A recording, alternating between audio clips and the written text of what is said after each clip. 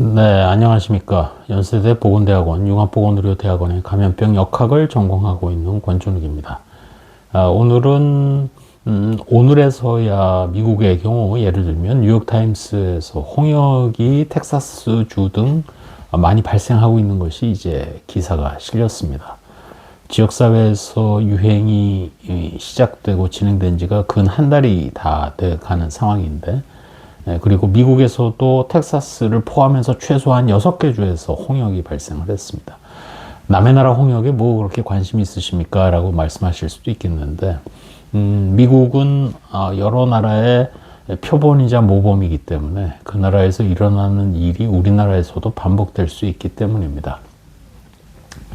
코로나 당시 거리두기에 일정한 영향으로 인해서 각종 소아 필수 예방접종률 자체가 낮아졌을 가능성이 매우 높고, 또 그런 것으로 인해서 홍역을 비롯한 여러 그 소아 감염 예방접종 대상 감염병이 지역사회에서 발생할 수가 있습니다.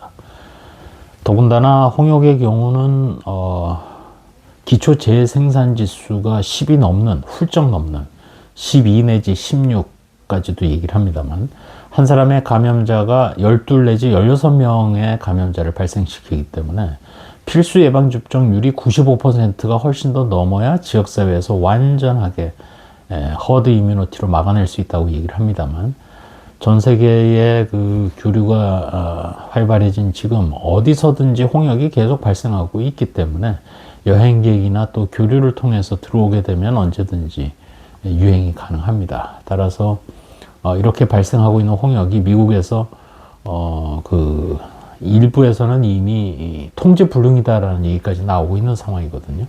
근데 이제야 이제 뉴욕타임스에 실렸다는 얘기는 그만큼 지역사회에서 벌어진 일이 주류 언론에 실리기까지 시간이 걸린다는 얘기고, 이 정도 일에 대해서는 뭐 미국 정부에서 그닥 신경을 안 쓰는 것은 아닌가. 더군다나 취임 초에 CDC라든지 NIH와 같은 보건 관련 기관에 대한 조치가 취해지고 있는 상황이기 때문입니다.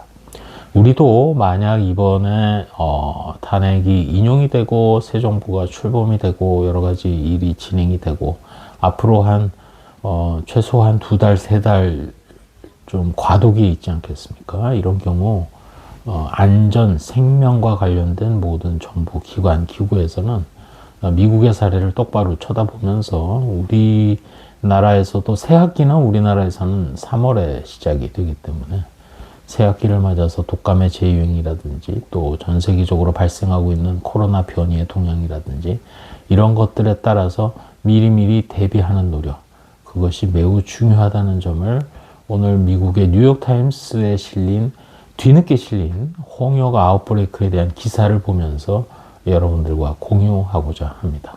감사합니다.